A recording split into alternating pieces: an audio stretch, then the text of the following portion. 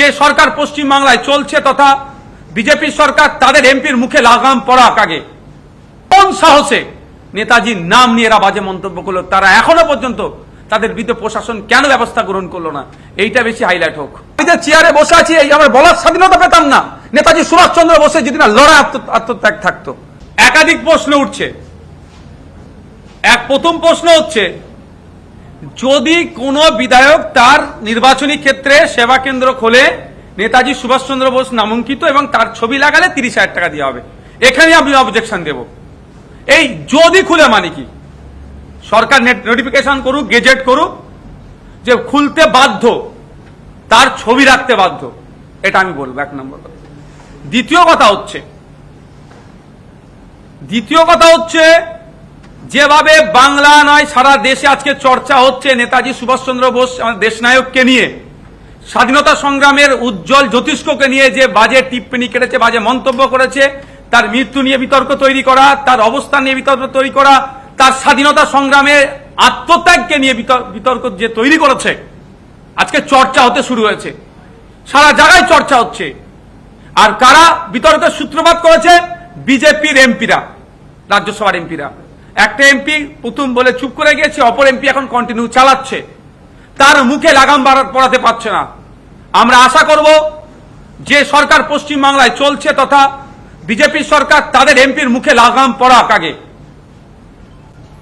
দ্বিতীয়ত, বিগত দিনে যে বাজে মন্তব্য করেছে তার বিরুদ্ধে আইনত ব্যবস্থা গ্রহণ করুক। কোনো মতেই না ড্যামেজ কন্ট্রোল করার জন্য এই পেপারে আসবে, সব আসবে, ওই বিষয়টা না চেপে যায় যে নেতাজি নামাঙ্কিত সেবা কেন্দ্র ছবি লাগালে 30,000 টাকা করে বিধায়ককে দিয়ে হবে, এটাই না হেডলাইন হয়ে যায়। আমি অনুরোধ করবো মিডিয়ার বন্ধুদের, নেতাজি নিয়ে কারো বিরোধ থাকার কোনো কথাই নাই, যে অন্তত এটা বেশি বেশি হাইলাইট করুন। কোন সাহসে নেতাজির নাম নিয়ে এরা বাজে মন্তব্য করলো, তারা এখনো পর্যন্ত তাদের বিরুদ্ধে প্রশাসন কেন ব্যবস্থা গ্রহণ করলো না, এইটা বেশি হাইলাইট হোক। হ্যাঁ, দ্বিতীয়, তার সম্মানার্থে যেহেতু এটা স্বাধীনতার মাস চলছে, সেই জন্য এই প্রকল্পটা নিয়ে এসেছে, এটা আপনারা করুন, অসুবিধা নাই, কিন্তু কোনো মতেই না ড্যামেজ কন্ট্রোলের জন্য এটা নিয়ে আসা হয়, সেটা আমাদেরকে লক্ষ্য রাখতে হবে। আমার অবস্থা একদম স্পষ্ট, যারা বাজে মন্তব্য করেছে তাদেরকে দৃষ্টান্তমূলক তাদের বিরুদ্ধে ব্যবস্থা নিতে হবে।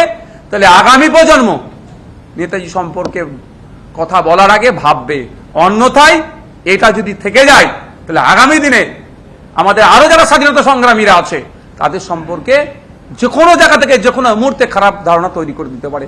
ভাবতে অবাক লাগছে, দেশের প্রধানমন্ত্রী সমালোচনা ঊর্ধ্বে নয়, তাকে নিয়ে সমালোচনা করলে তার বাড়ি পুলিশ চলে যাচ্ছে, তাকে খুঁজে পেয়ে যাচ্ছে, তার বিরুদ্ধে অ্যাকশন নিচ্ছে। আর দেশের প্রধানমন্ত্রী পদটা পেত না এতদিন।